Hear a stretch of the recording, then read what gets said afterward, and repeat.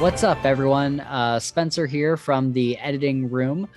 This is part 2 of our interview with David Dalglish, and it is full spoilers, so don't watch any further if you haven't read the book. But whether you're staying or leaving, be sure to fist bump those like and subscribe buttons down below and hit the little bell icon to get notified when we put up new content. You can also follow us on Twitter at Files Fantasy for all of our bad fantasy and sci-fi takes, as well as updates on what we're reading currently. With all that out of the way, enjoy a full spoilers dive into The Bladed Faith with the author himself, David Dalglish. So this is your spoiler warning in 3, 2, 1. Cyrus is actually a dragon. better be out of here by now. This is exciting for me because I've done a whole bunch of these interviews, but this is the first one where I can actually give spoilers and talk about it. So yeah, Awesome.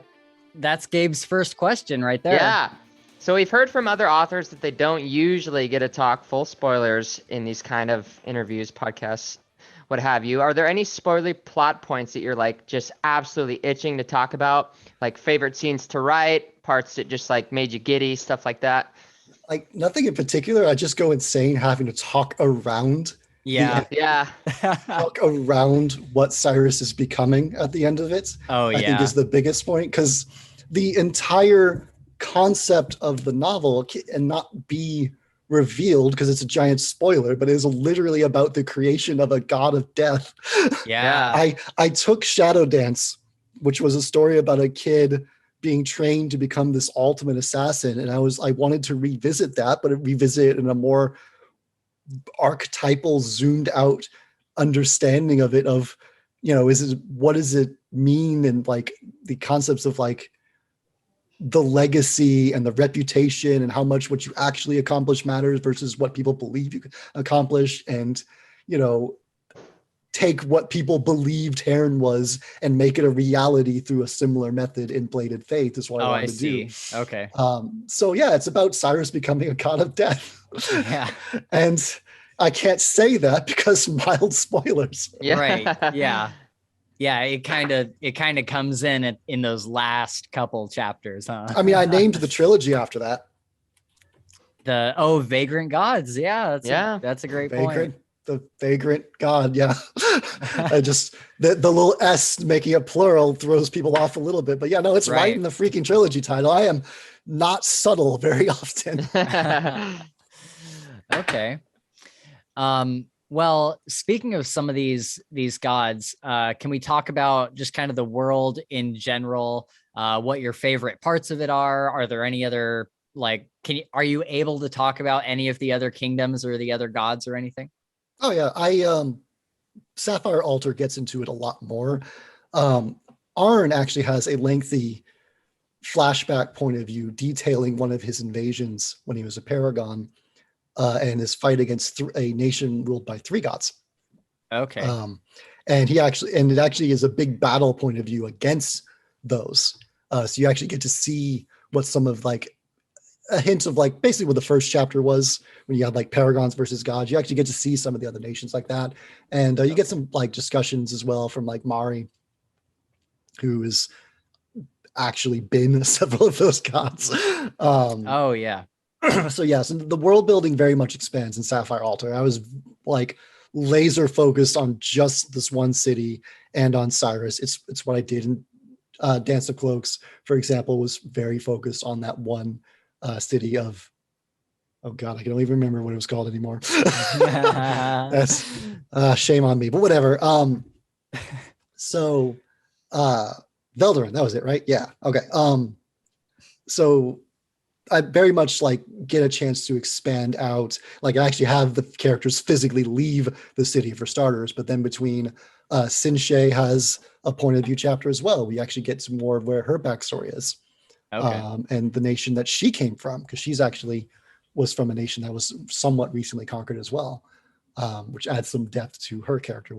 But Arn's got shoved into the second book, which killed me. I fought tooth and nail, and that was one of the things where both my editor Breet and then the second editor they brought in for round 2, Angeline, were both like, this chapter doesn't work and doesn't belong here.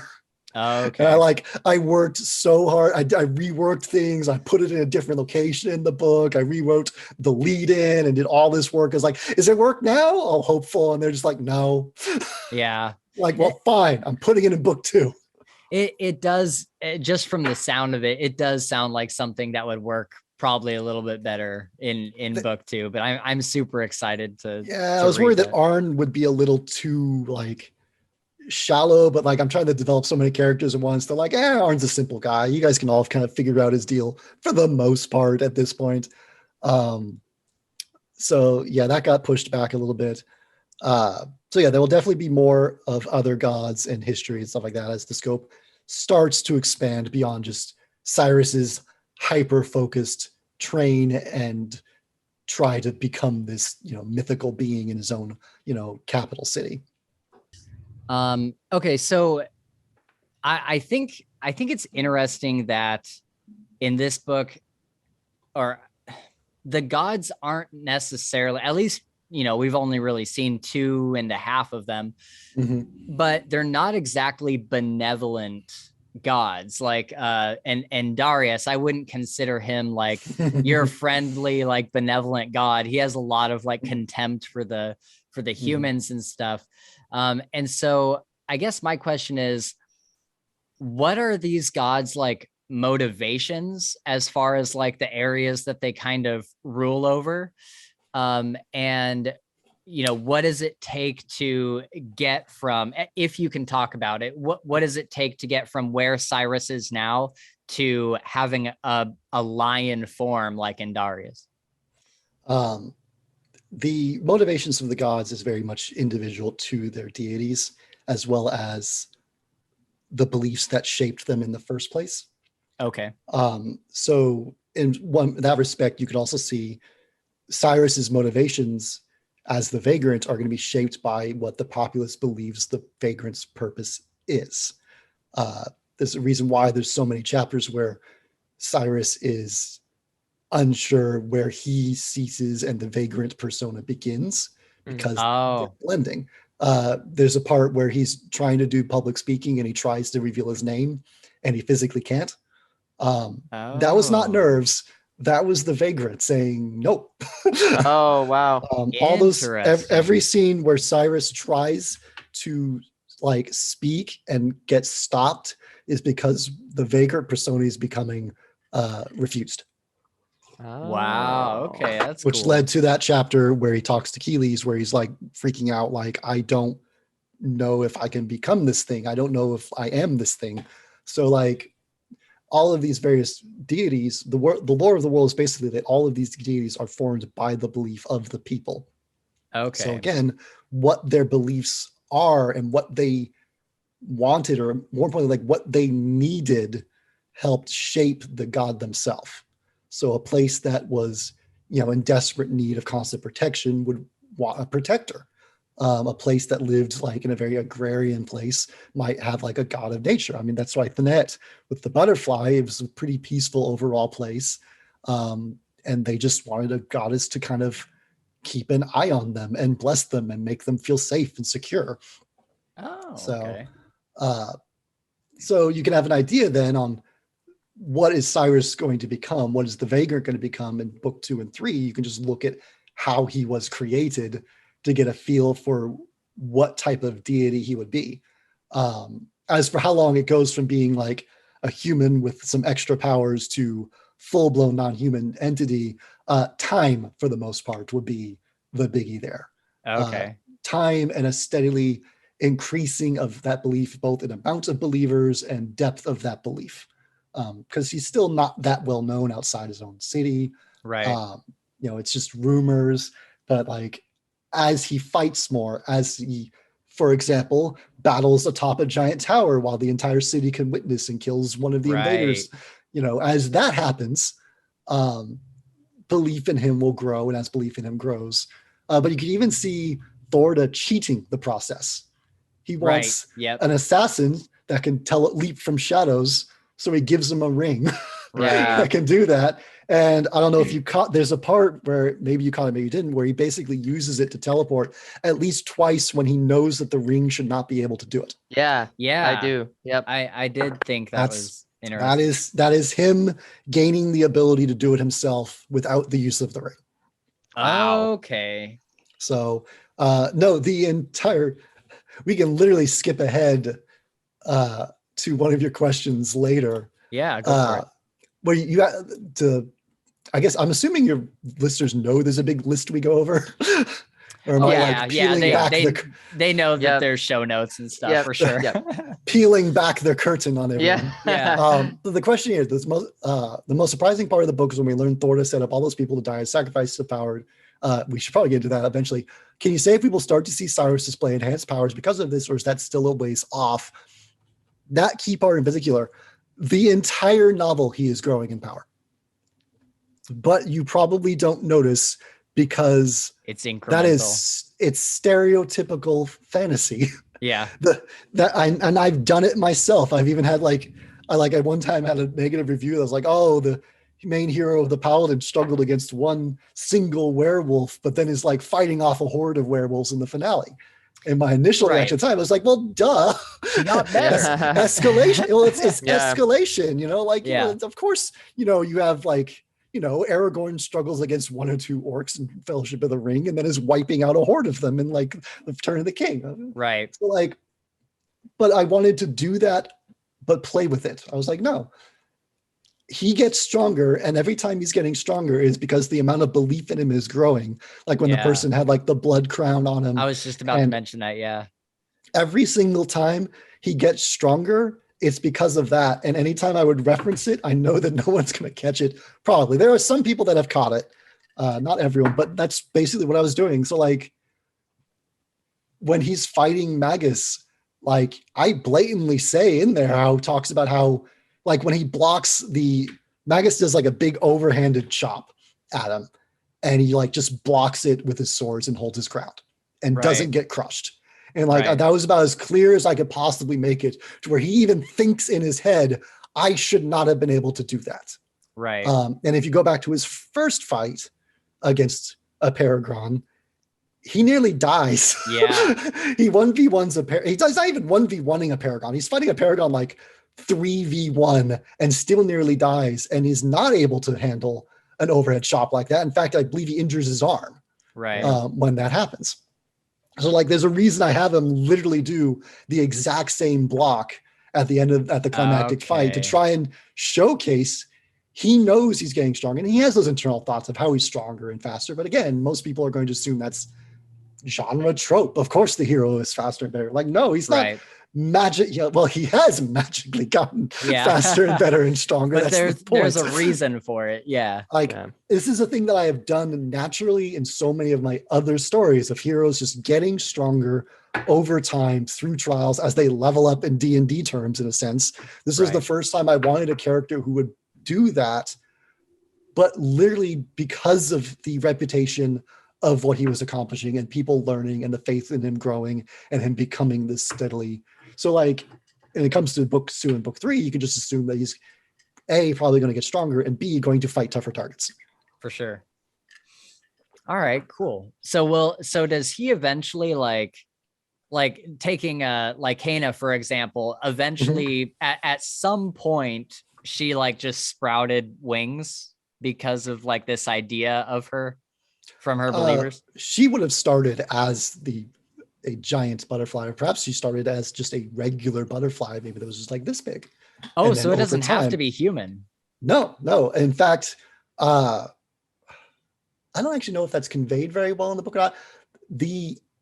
Most, if not all of the gods did not start as human. Oh, I've never actually pondered that idea of how things get conveyed. And Darius was never human, and Lycaena was never human. In fact, this is going to get much more keenly addressed in book 2 in particular. But the gods have opinions on humans ascending to godhood. And you can imagine it's not overall pleasant. Yeah. Okay. So you can I imagine in Darius's opinion on what Cyrus is becoming, like Cana's opinion, or say the God incarnate's opinion. Yeah. Interesting. Okay, so I assumed that they had all been human and became these things. No, I think I never actually had that thought of like, no, it becomes much clearer and becomes a focal point even at certain parts as these deities that were built about by faith wrestle and confront, here's a human basically, well, it depends how you want to look at it, stealing their power, co-opting their power, becoming one of them unfairly. Depends on how you want to look at it. And then throw in the fact that this was when you look at the process that created him, this was a very bloody, underhanded process. And you have to have a very specific, let's put it this way, a God created from blood sacrifice, betrayal, and death. It's not the nicest of beginnings. So we'll see where Cyrus goes with that and his own struggles with that. for sure. Yeah, Cyrus is still at heart. Well, if you think back to the library scene, chapter 13, my favorite chapter in the book, where it is Mari thinking of what she was like and how her buff, brutal, dual axe wielding sister was originally just, would sing her to sleep, and how now they're both, she's murdered people as the lioness and stages like the acts of Laharid that is like a reputation for being a brutal murderer. And she, like all of the characters, have wondered and looked at what did war and these struggles turn us into. Cyrus is just that on a much more epic, magical, divine scale. But sure. even then she feared, what will happen to the kind boy that just wants to read when he fits the mold my father is crafting. Amari doesn't know quite what that mold was. Yeah. And that's kind of where, now that he has no one to follow, he's going to have to kind of figure out for himself what he wants to be. That'll be an interesting journey. And now he knows exactly what is happening to him. Yeah. He's not taking it well. I don't know. I don't know if you listened to the chapter 1. Oh, wait, that's right. That's not a Cyrus point of view at the end of the book. It's Keeley's. Cyrus isn't taking it very well in his first point of view chapter. Yeah. It's actually an homage to the first chapter of A Dance of Blades, actually. Cool. Literally, Aaron and Cyrus start the beginnings of their books too in the exact same scenario. Okay, sweet. All right, so let's go on to I have this question about Mari, and you kind of already answered it, and it's been answered in the book as well, but I'm curious.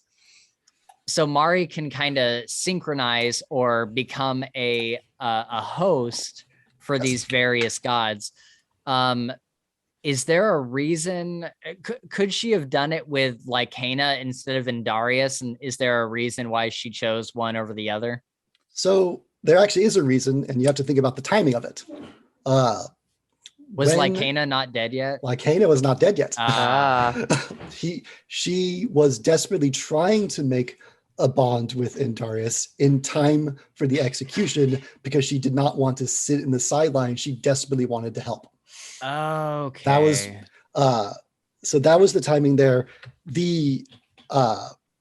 So she can communicate with deities, but I get into this more in Sapphire Altar because it's one of the things I've seen some people have questions about, and I've tried to make it as super clear. So this isn't really a spoiler, but the idea is the gods are a collection of the faith in them. Right. And for the most, usually they have a physical body of some sense or form, because humanities expect them to have a physical body. It's one of the fun parts of being created by the belief and understanding of humanity. It's kind of like the genie in Aladdin. You have to go by all the good and the bad rules. Right. If that body is destroyed, that faith just kind of hovers. Think like going from like water in a bucket to water in the clouds. And so it's still around, but the physical shell is broken and can only be repaired hypothetically over a very long time. Oh, interesting. Because when your populace sees you die, they now believe you have died, and you are again bound by that same belief. Oh, interesting. Okay, I see. So what you're you doing have to literally overcome the populace's own belief in what they saw, which is why it was a very public execution and why the Empire does so much to make sure any references to the gods are immediately scrubbed out. That makes and sense. So Mari is basically like offering to be that bucket. You can come Okay. back. I can be the physical shell, but you're going to have to share my body. And why she can do that, actually, I get into in the second book as well. Okay. So because she is a rarity. They are a rare born being, mostly only localized in their homeland of Miko. Okay. Because as I tried to set up for them, they actually had a much different understanding of gods that were very, very human and did die often. Like they have a huge pantheon of like dozens and dozens of gods that all lived and died fairly human lives. And they have these god whisperers that just basically call them into them and speak and kind of like reinterpret or convey their wisdom as like this big old pantheon that all speak through the god whisperers, so they're never quite forgotten. So she just took that power and applied it to a different type of god.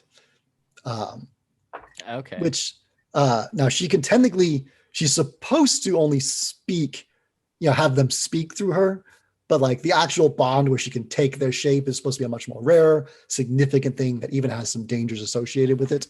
Okay. But life of war, everyone's doing things they don't want to do, and that includes Mari. Right. So is this the same reason that we see like the paladins able to use their powers from Lycana? Is that the power isn't really gone, it's still there for them to It's use. weak. That's why there's so much worry by Rhiannon about how faith in the goddess is waning. As the people's faith wanes, their presence on the world wanes as well. And the big fear, I talk about that in Bladed Faith, don't I? I don't know. I'm pretty sure I do. The big fear is that eventually these deities move on to the afterlife that their followers are in. That eventually they're just like, their presence there is too weak, or they just do not want to hang around in this limited form anymore. They're just like, you know what?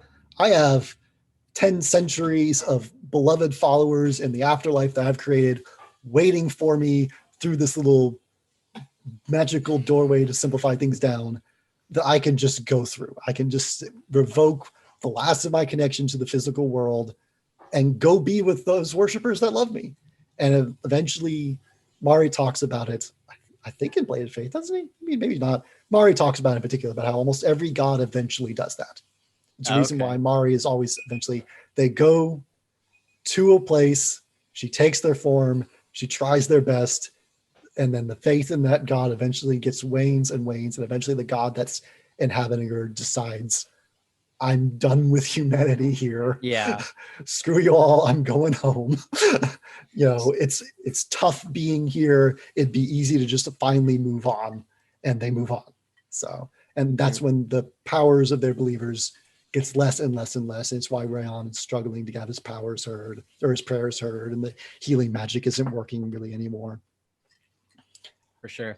Do the gods when the paladins are using those powers, are the gods giving them that power on like a case by case basis, or are they drawing from them freely? Mostly being given. You could there is some aspects of like, if your faith is strong enough, you can basically take it whether or not the god even really wants to resist, because it's that type of thing. But yeah, generally they are being given. And the idea is like, when these places are at peace and things are great and the populace is like happily getting along with their deity, like magic is just overall more common in that world. I've got some examples of that. I get more in Sapphire Altar of just how wondrous and magical the world used to be. And as these gods get killed and as their faith wanes and all these prayers stop working and the rituals and festivals start to die out. The world becomes a much grayer place, which is even something Rayon starts to acknowledge, hence his like, the moth and his gray cloak. Okay, cool. Gabe, do you want to talk about Cyrus, or do you want me to? Yeah. Well, I got a question here that I'll Go for it. ask. This is about Cyrus's shadow ring. Yes. They mentioned that it's a it's an item that's been, and you may correct me, that's been basically like preyed upon, imbued with power from a god or whatever else. Yes. Will we see more of these gadgets in the future? Because I love them. You already have some with the word lace. Yeah, and the swords too, right? Like, aren't there like or maybe that's something that they conjure, that sort of light that. Oh, the swords of light. Yes, the swords, those are not actual items. The swords of light that like Sinche summons it and some of the priests summon. Those are literal manifestations of their faith in the God incarnate. And it should give an idea of what the God incarnate is like if his faith can be manifested in such a way. Yeah. His faith is a blade. Hence the title. Yeah. There will not be too many more because it's a tricky balance, because like when you've listened to like the rules, if I described them, having these objects keep their power, the god still kind of has to have enough faith in her for those objects themselves to still have power. Gotcha. I actually don't, I'm going to say this is not a spoiler because I do not think I will ever get a chance in the trilogy to talk about this, but like the word laces have literally like the Humboldt that showed up at the very end of the book, Raheem. Oh, is that the panther god? The panther god that has like the manacles. Oh, okay. Yeah. I just teased him as a hint of like, hey, more magical weird stuff is going to be in book 2 compared to book 1. Right. He is a Humboldt, which are gods that have been beaten down and broken and literally pledged their own faith to the God incarnate as a way to not be executed. And the God incarnate literally has like isolated encampments that are like locked in so the believers cannot leave, where like followers of that god are allowed to remain and worship in this like penned off prison so the god can still exist and have power, but is kept in this locked off isolated place so it can't spread anywhere or go beyond. Like just like little battery encampments for the gods he still wants to keep alive that are useful to him. The word laces are one such. Like he's like, I need some way to communicate with all these places I'm sending and all my paragons. And literally there's like a god of language that he's just, them and their worshipers, like that's what they do so they don't get wiped out. They create word laces. Wow. And they've been corrupted in a sense to where over the hundreds of years, basically, actually probably thousands, honestly, they view the creation of word laces as their purpose now. Like, so it's kind of a power in and of itself. You spend 1,000 years in isolation and imprisonment where your whole purpose is to create them, and you've got a literal god telling you this is your divine purpose, by the way. It shifts and changes. Wow, that's interesting. I don't know if I'll ever be able to convey that in the books. I'm not worried about spoiling that because it's such a weird little detail that I don't know how I would even show that other than maybe from the God incarnate's point of view itself. Will we see these encampments though? Probably not. Bummer. That's the thing, because like they're obviously not on the net. Those encampments are deep on the mainland. So if we do get to those, it would be if I wrote a sequel series to Vagrant Gods. Right. Gotcha. Or prequel series or whatever, which could happen. I don't know. Yep. That I'm leaving it open, and those are one of those, but we are getting to meet a Humboldt god, Raheem, who is one of those broken gods. Right. And what's even more fun is what nation that god is from, which I don't know if you caught that or not. I don't think so. Yeah. I don't know okay. So Thorda's story, to make sure you're fully aware of Thorda's story, how he sold out his neighbors to win peace for his own country. Right. Right. Yeah. Raheem is from that country that got sold out.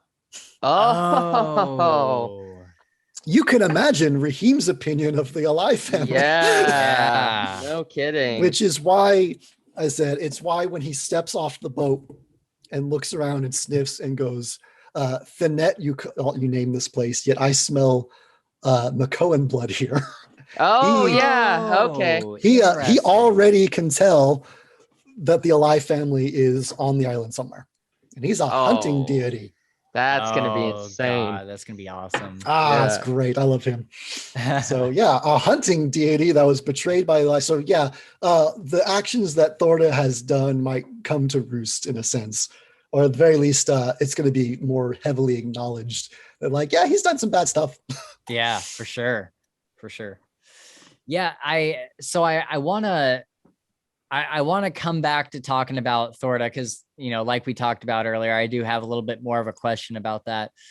But my next one is I really want to talk about Cyrus as a character because I really liked how like you kind of shook things up with him, because usually you have this character who's like either like super noble or super dark, and there it's kind of like, oh, I'm just out for revenge, or I have more of a noble mindset and I want to free this country. Like I don't know if you've read like King's Dark Tidings, but that there's a character in that's like, my whole goal is to like free this country. This is an archetype. This is very much an archetype. Right.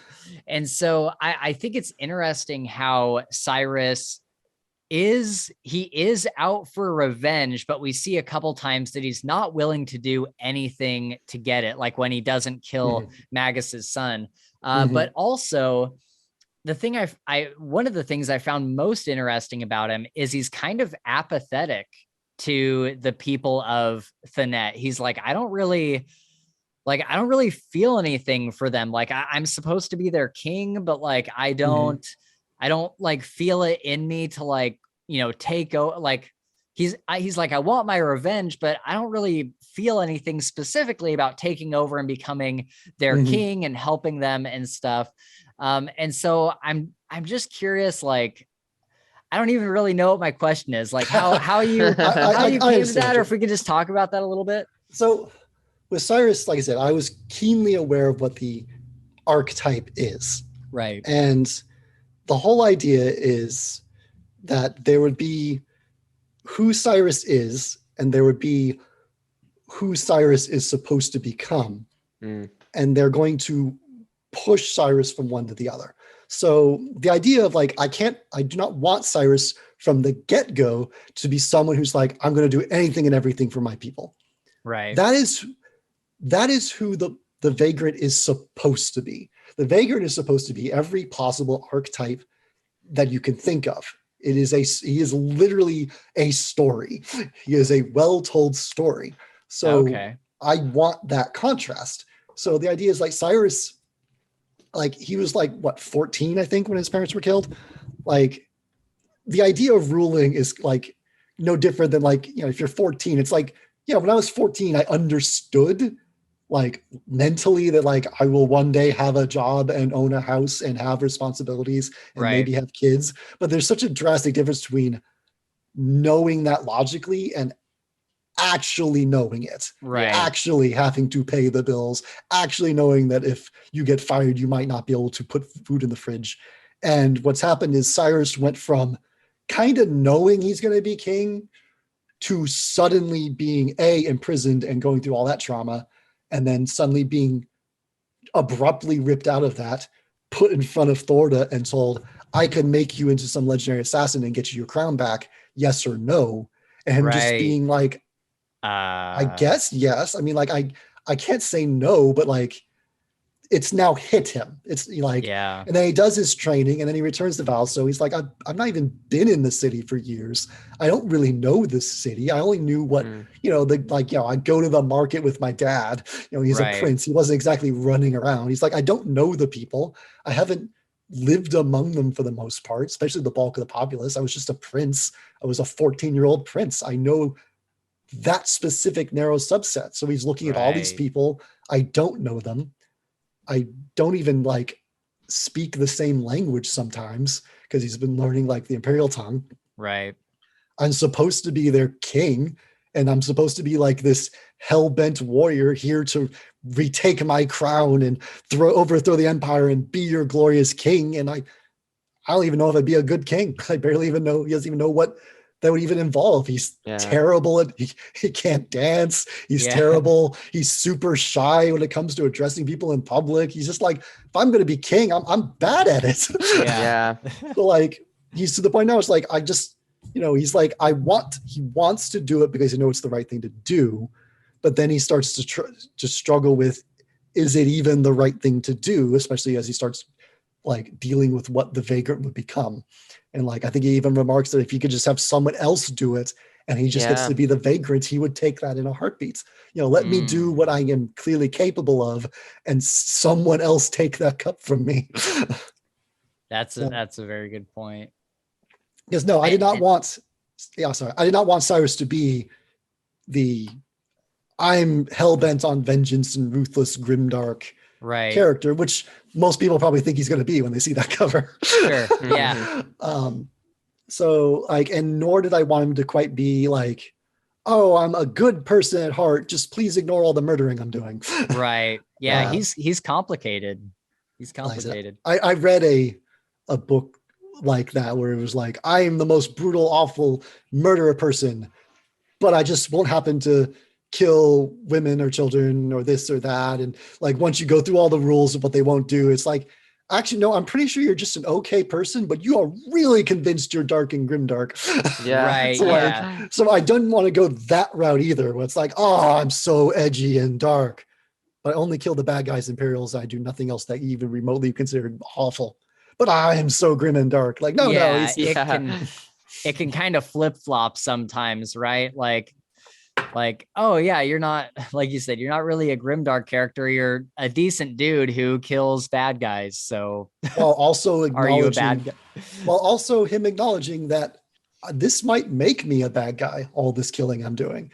Yeah. And he's not the only one that has that remark. See Mari talking to her sister, like, I'm starting to enjoy the killing as the lioness. Yeah. And that's scaring me. And Mari's just like, I've been enjoying this since I was like 20. What's wrong with you? Yeah, exactly. All right. I wanna throw it over to Gabe for a second. I'm just curious. Did you have a favorite scene or anything, Gabe? Because when he was mentioning dancing a few minutes ago, I thought about the birthday scene. I was wondering if you liked that scene. I did like that scene. For some reason, this is separate, but one of my more favorite scenes is when Mari goes to the bloodletting kind of in the beginning. Mm-hmm. And she goes, up into the room with the paladin and basically worshipers, and the paladin's like, you have to be for real. Like, this is like serious. Like, you have to believe that this is, what you want.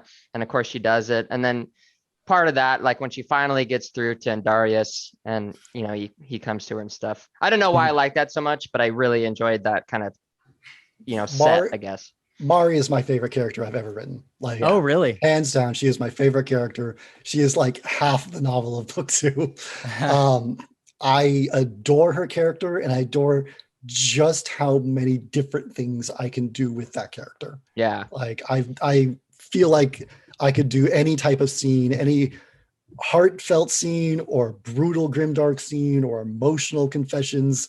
Like, she's there for all of them, and the character still feels so consistent and whole in all of them. The Mari that could be baking cookies while there's blood on her face, or the Mari that's murdering people as the lioness, or the Mari that is like comforting Cyrus and channeling Andarius so he can hear a message from his parents. Oh yeah, I love that scene. Yeah, that's my favorite chapter in the book. I commissioned artwork of it. I don't know if you saw that. No, I didn't. Where do I find this? If you go to Twitter. I haven't seen the picture. Did you throw it up, or are you just going to do that later? I'm going to do it in post. Editing magic. Awesome. Yes. But yes, that's my favorite chapter. Remember how I said that like my stuff is better because of working with Orbit? Yeah. The 2 chapters, specifically the birthday chapter And that chapter with Cyrus, neither were in the first draft. Oh, really? Oh. They both were added because I got my edit notes from Preet, and she's like, I've got the best feedback you've ever wanted. I need more character chapters, just the characters being together and being likable. I was like, okay. Oh, okay. So like the first thought I had was like, so just them hanging out. She's like, yes, just give me more of the characters hanging out. There's so many fight scenes. Please break them up. And so the birthday scene, I was like, fine, you want me to have them hang out? I'm going to throw a birthday party. And it also helped by this point, I was halfway there. I was like, I'm writing book 2 while she's editing book 1. So like by this point, I've got a pretty good idea where the characters are going. I've finished the first novel. So getting to go back and just do these moments after I have a feeling for who they are. So yeah, like being able to like knowing who Mari was and how great she could be, and then having Cyrus express his doubts. And then anytime I get to like have hints of what is magical, with like the walls fading away and the grass growing and the stars, all that stuff. And then just like with the birthday scene, like it's great having all the characters together and just hang out and like have Cyrus be incredibly incompetent at flirting. Right. Yeah, that was so great. That was great. Not based on me at all. Yeah, I loved his scenes with Kellis, because sometimes she would just let him like sit in that and just like kind of like watch him squirm, so to speak. And it was just great. Yeah, I liked her a lot. Fingers crossed, as far as I know, the cover to book 2 is going to be Keely's. Oh, really? She's going to be the cover of book 2. Is that how you pronounce it? The narrators pronounced it totally different. Oh no. I've mentioned this a couple times. I cannot listen to someone read my work aloud. Like, really? It wigs me out. I like even like the official Dance of Cloaks productions. I was super excited. I listened I made it like a minute. I was just like, I can't listen to this. I can't listen to this. It's like, it feels like anytime I listen to someone read my work aloud, like I'm going up in front of someone and I'm like being revealed that like the Emperor's new clothes, like I'm being exposed or something. And so I have no idea what the audiobook for the Bladed Faith sounds like. I have been told it's good and that the production is good, and I am just like fingers crossed every time.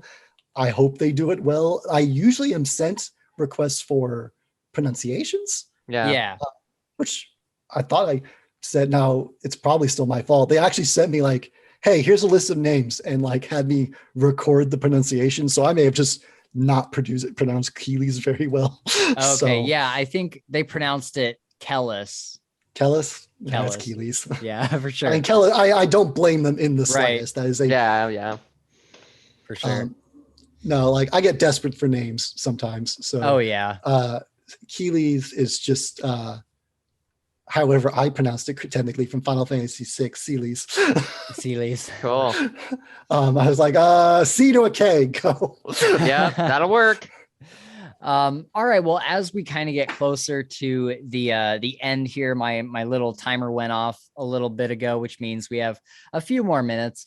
What will, if you can talk about it, what will Cyrus's relationship be with Thorda now that he's kind of pulled this whole betrayal, and we know why he did it and what he's trying to do. But I would assume that Cyrus isn't going to really be with that group anymore if he's upset with Thorda's in this way. So the thing is like Cyrus still likes everyone else. Yeah. He likes Mari and he likes Stasia, and Mari and Stasia are one of the reasons why he decided not to kill Thorda. Yeah. Because he's like, if I kill Thorda, at the very least, Stasia's never going to forgive me, and I don't want to have to fight Stasia and Mari. So he's like, fine. What's going to happen with Cyrus? Did you listen to the teaser chapter at the end of the book for Sapphire Altar? Dude, I don't think I had that in the audiobook, or if I did, I just completely missed it or something. Did you, Gabe? Right. Did you have it? No, I at the end, I didn't even think about it. So I'll give a teaser then for book 2. Okay. Because this is the teaser at the end. The teaser of the prologue for book 1 is Keeley's about a month after the end of the Bladed Faith. Rumors have reached Valisaw that Lycaena has returned in the far north of the island. Worshippers insist that the goddess has returned. Keeley's obviously has issues with this. Right. And given how I think, so she goes north to find out what's going on. And there is a cult up there dedicated to bringing Lycaena back. And you actually see one of their attempts to bring her back, and obviously first chapter, but it appears they've succeeded.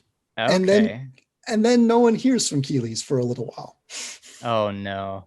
So the opening is Rayan hunting down a not doing that great Cyrus, who's basically been lashing out at the Empire on his own, but he doesn't have the planning, he doesn't have the resources, he doesn't have the knowledge. He was never even given that, because that was not his role. He was crafted to be a very specific entity, and that's it. All his grumblings about, wow, it'd been nice if Thorda had taught me how to dance or talk publicly, all these king things that was supposed to be. Funny how all of the king training never appeared, but the killing did. Interesting. Rayan hunts him down and is like, so my niece has gone missing, and there's a cult that claims to have resurrected Lycaena up in the north. Want to come with? Wow. Okay. And Cyrus, of course, is like, all right, but that doesn't mean I'm joining you all. Right. Yep, okay. right.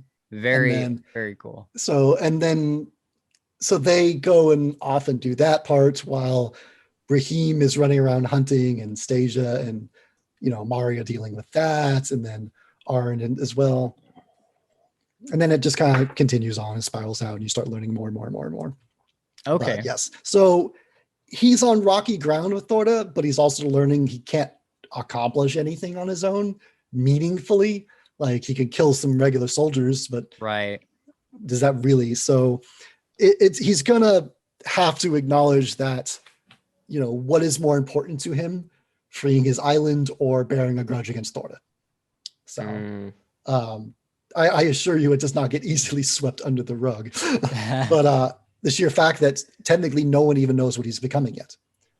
Ryan, Mari, Stasia, Keeley's, they don't know what Thorda's done. Oh, so, they don't. Because remember, he stormed out and basically challenged Thorda to tell them. If you're not a coward, you'll tell them. Well, Thorda, being the ever practical one, had no reason to tell them, and so he didn't tell them. Oh, yeah. Okay. So not only that, you get to find out everyone's reaction to what Cyrus is becoming, which is fun, because everyone's reaction is going to be different, because everyone sees both Cyrus and the Vagrant and the needs of the island differently. Right. Yeah, that'll be fun. Okay, so getting to the last couple of our questions here, I really enjoyed the training scenes in this book with Cyrus and Stasia, and it's kind of over the course of like several years. But I also kind of like rejoiced with him when he's finally like cut loose on the city and is becoming like this assassin. And so I've noticed that a lot of authors kind of handle these training chapters very differently. Like, sometimes people will do like a couple chapters of like big time jumps where you're just getting like kind of clips of them training and then them becoming eventually like what they're supposed to be. And then some other people like, I don't know if you've read like Anthony Ryan's Blood Song, but like most, I don't know, maybe like half that book or a little bit more is him at the kind of the church, the academy where he's training to become what he eventually is. And I think that both are really great. I really enjoyed both like Anthony Ryan's Blood Song with all the years of training, and then other books like King's Dark Tidings, where it is just a couple chapters of, I think they can be used really well either way. What made you decide on doing one rather than the other, to have Cyrus's training showing all the years? So if you go back to the initial pitch that I reworked everything, I basically introduced Cyrus when he was already a badass killer. Right. So suddenly I had this new pitch and this new beginning, and I actually had a choice. Like, well, I'm now starting with him at 14. I'm not at that point. I've now got to flesh that out. So then my question was like, well, how do I do it? And then I was torn between, do I want to do lengthy training or do I want to skip ahead as fast as possible? Because then it becomes like, well, what part of the story am I interested in telling? And I think that's the key. Right. You know, am I interested in going into a bunch of detail and character growth over years of training, or am I interested in when the gang's all together and they're fighting paragons in the second half? Now, I personally was more interested in the second half, but I knew I needed people to believe the character could do these things. So I was like, all right, as much as I want to speed through this, because I was like desperately trying to like recapture the frenetic pace of Dance of Cloaks, which I'm sure you noticed. That's a book that doesn't slow down. Oh yeah, for sure. So I was like, I wanted to go as fast as possible. I wanted to have a much more up-tempo book, even after Soulkeeper. Soulkeeper is a much slower paced book. Oh, really? Yes, it is a much more like steady exploration through a world that's wildly changing instantly. Whereas I wanted to try a much more up-tempo, action-focused, with Bladed Faith. So I ended up basically doing this middle ground of, I want to do enough that you can see what the training is. I'm going to use that training to establish often what the other characters are like, not just yrus.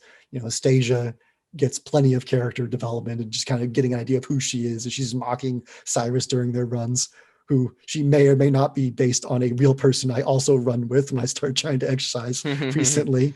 And I was like, okay, well, I can't just do one or two. I was like, I want to show Thorda is cruel and willing to literally break Cyrus.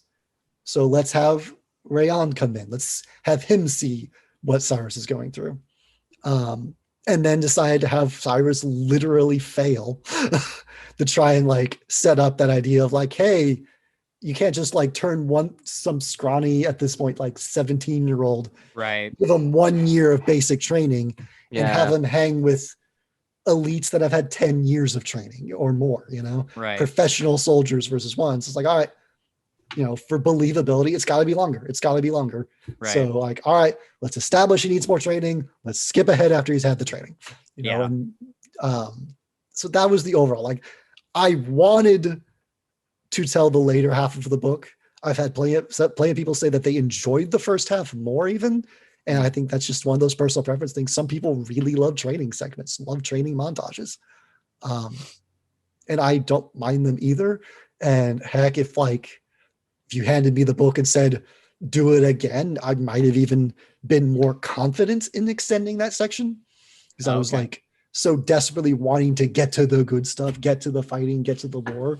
You're that right. But this book was me desperately trying to up the pace and keep everyone's attention to where I said, I didn't want to do that slow, growth like I did in Soulkeeper, which some people may have wanted, it would have been a different book.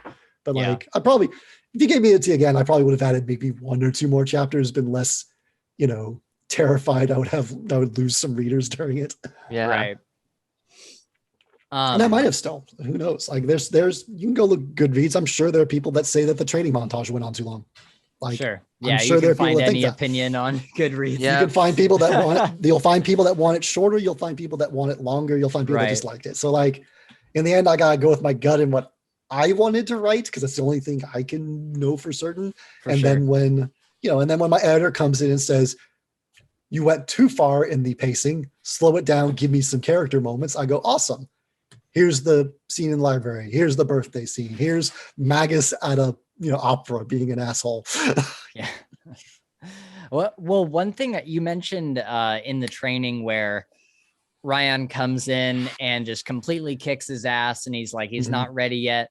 But Thorda says something really interesting where he's like, he doesn't need to be, I think it was him who said it. He was like, he doesn't need to be perfect. He just needs to be like a figurehead. Like we just need to get him good enough to come on missions with us and kind of take the credit. And so I thought that was a really, I went back and reread this book after the first one, and I noticed that the second time through, I'm like, oh, that's interesting. From the very beginning, someone like Rion is like taking Thorda's promise at face value. I thought, Cyrus is going to be this amazing rebel leader. Right. And obviously, like, Ron's also panicking because every year that passes, the uplifted church is getting its roots down. People's faith in the slain god is starting to wither. So he's impatient. But yeah, no, Thorda's just like, I don't need him to be as good as Mari and Stasia, and even like lesser extent, someone like Healy's. I don't need him. He just needs to be good enough to not die. Right. Yeah. Like, oh, sorry. So is there, and this might be getting into, spoilers for the next book, in which case, tell me to, leave it off. Is there a reason why Thorda couldn't have just made Stasia the god that he's trying to make? It's a good question. I had that question too. Oh, okay. Oh, we got it. No. One of the two editors, Angeline, sent me that exact question as well. Oh, really? And yes, there is a very good, very spoiler reason why Stasia was not picked to become a deity like her father was. Rhodes. There is an incredibly spoiler specific one. Okay. I cannot answer that. No, for I sure. assure you that has been asked to me multiple times. It is addressed. It is answered in Sapphire Altar. Oh, cool. Awesome. So it is explicitly like answered, and there's some fallout over that. Nice. Nice. No, I have some twists left. This was right on. This was the prep. This is the building. I have 3 big twists in Sapphire Altar. I cannot freaking wait for people to get to. Oh, awesome. Awesome. All right. Well, so for this last question, do I have, no, I have 2 questions, but one of them is really small. I have to rework them a little bit. Gabe, do you have any kind of final questions for you or anything? Or anything Not you'd really. like to mention? It was all the questions that you had were pretty much where I was going to come from. So now I'm satisfied. Okay. Okay, so we learn at the end that Cyrus's family were conquerors of the island Thanet. Mm-hmm. And you corrected me in the notes here saying that Lycania was there first, and then Darius arrived. Yes.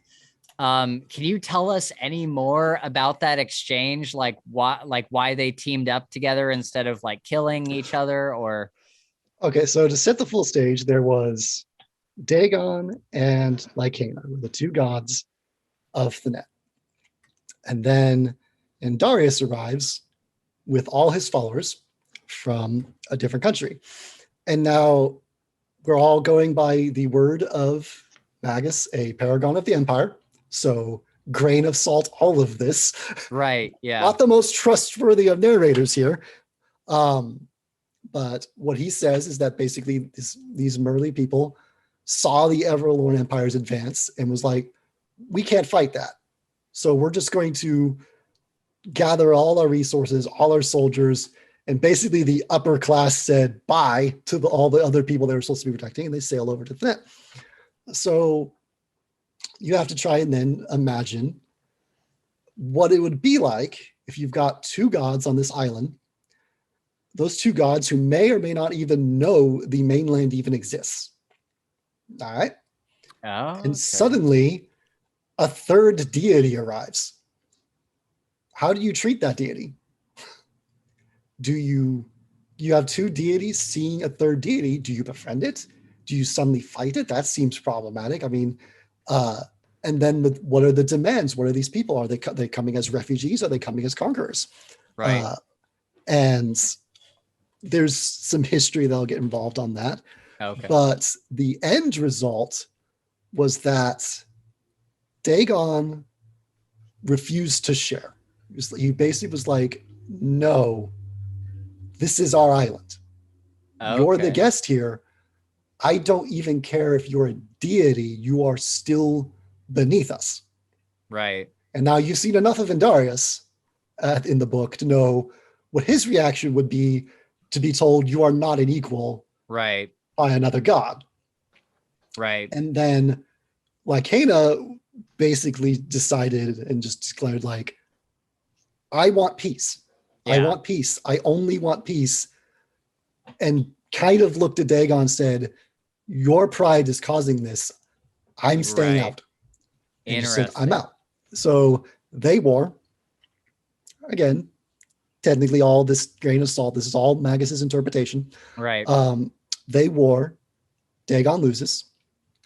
And Darius takes over. And because the claim was never about conquering the net, they just simply wanted their place on the island. Right. So, I mean, sure, they end up having their royal family be king, but we weren't actually being conquerors. We swear, fingers, cross, pinky swear. Right. And then Lycaena stayed neutral, so her followers were left alone. And then you have hundreds of years pass. The two gods get along, the followers get along. But what do you do about Dagon, this god who was defeated hundreds of years ago?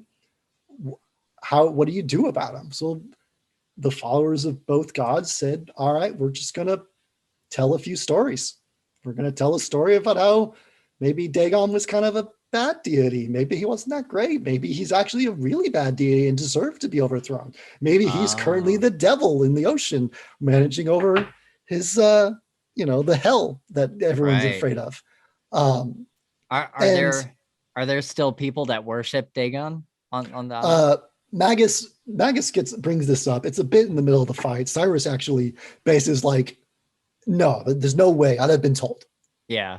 And he's just like, you're like Lycaena and Darius's freaking prince. Yeah. No one's gonna tell you this. Yeah. No one's gonna bring this up in conversation. It is literal. It's mentioned in Rayon's chapter. Followers of Dagon are heretics, and Rayon is actually proud of helping chase them out of the capital city. Okay. It is one of his accomplishments was chasing out these heathen followers of this awful Dagon god from the capital city.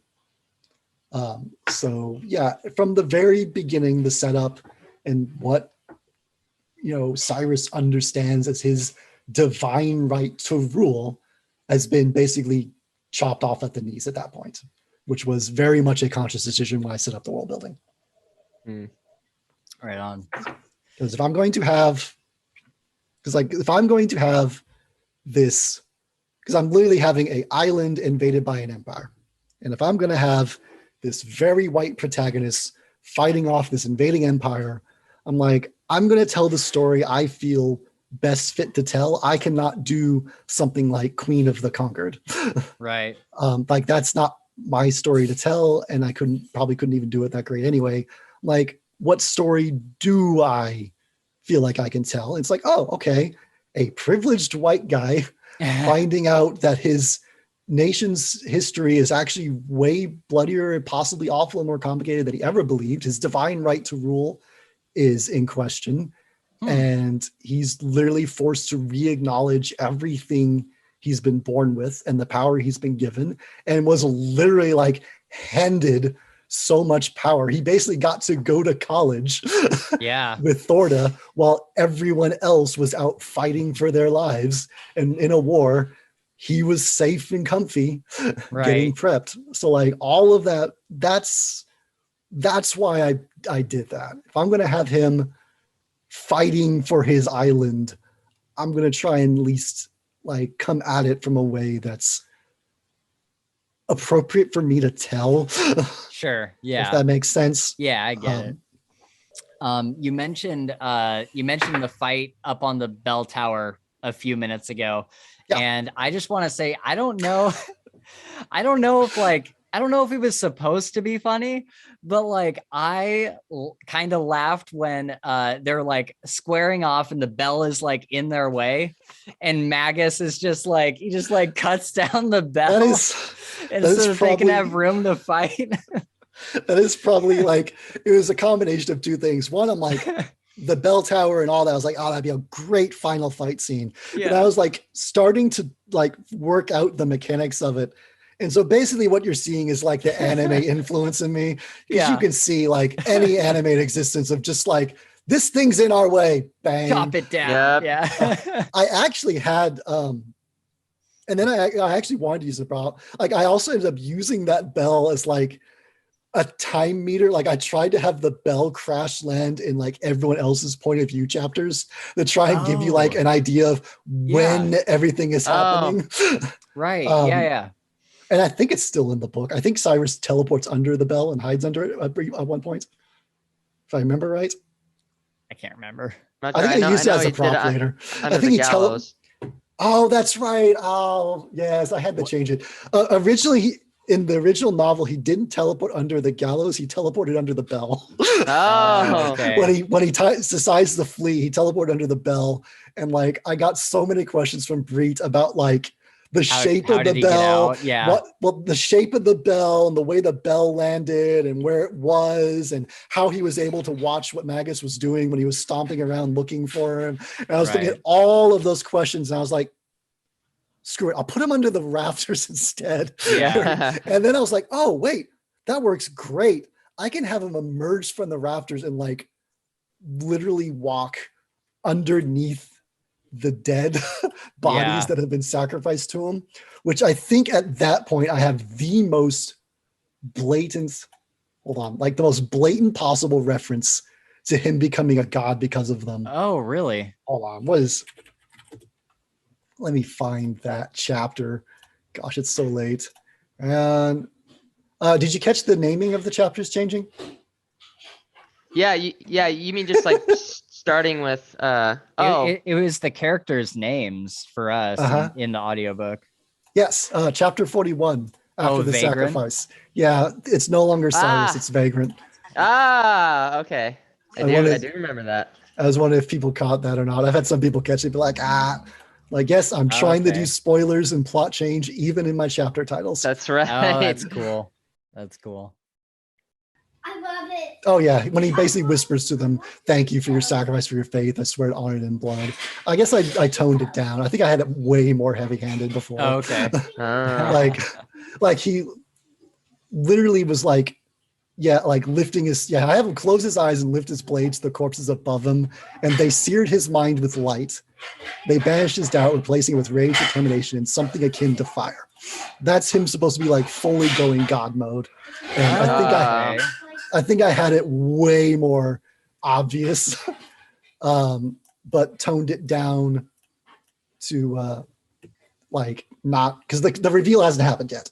Right. By that point. So yeah, that was one of those things where like if someone figures it out by that point, I don't care. You're kind of supposed to at that point. Yeah. But if you haven't, there's the big reveal later.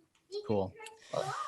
All right. Well, we are gonna wrap this up here with our last little thing. What is the next mission as we go into the second book? You talked about that opening chapter, but now that the god incarnate or the heir incarnate has come to the island, what are we looking at here for Cyrus? What is his goal in this next book, if you can answer it? So if it's not spoiler. The big tease right now is there's figuring out what's going on in the north and the supposed reborn Lycaena. There is figuring out how he wants to work with Thorda and all his people. Quiet back there, please. The kids have arrived. It is definitely time to stop. It's what ends up happening is with the heir incarnate arriving, he is there to prepare the island. And that is the key. Magus makes references to it, and so is Sinche. Everyone is acting on a timetable. There is something that the Empire is actually working toward and building toward. Okay. And you see Stasia reference it as well about how, in her talks with Mari, the Empire is not treating Thanet like all the other places it's invaded. It is Okay. not, where she talks about how they're not setting down their roots. They're not converting the populace in the same Right. way. They're Yeah. rushed. They're in a hurry. It is about finding out the extra reason what's going on with the net. There is something going on beyond just a standard conquering, and it's about slowly figuring that out while also Cyrus deciding who and what the vagrant is and who he wants to become, as well as Mari and Stasia dealing with Raheem, who knows about their own family legacy. Okay. And Keeley's also, I mean, Keeley's and Rayan are descendants of royalty as well. And obviously they're going to find out, right? Yeah. Yeah. So they've got their own stuff to work through and how they view what Cyrus is and what he's becoming, because they have a lot of stuff to find out.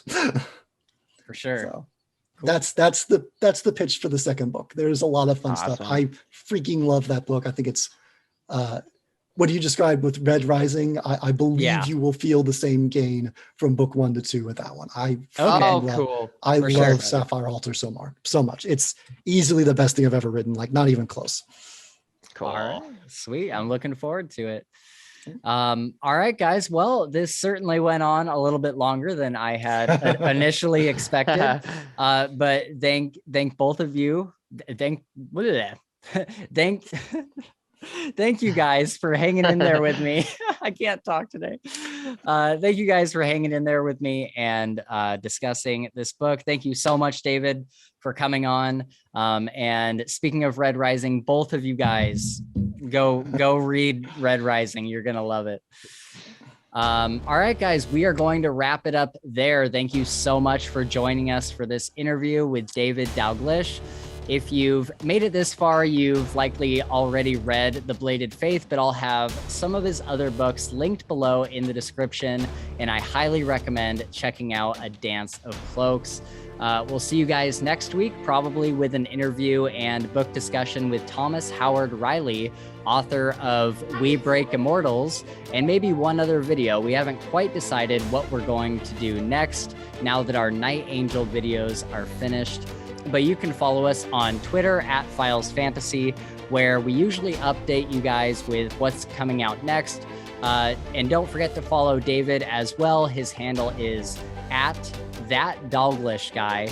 And definitely hit those like, subscribe, and bell buttons down below. It helps us out a ton. We'll see you in the next video, whatever that may be. And until then, keep reading and... Oh shit, I didn't write anything. Send Gabe all your unsolicited dick pics. Oh my Bye. gosh.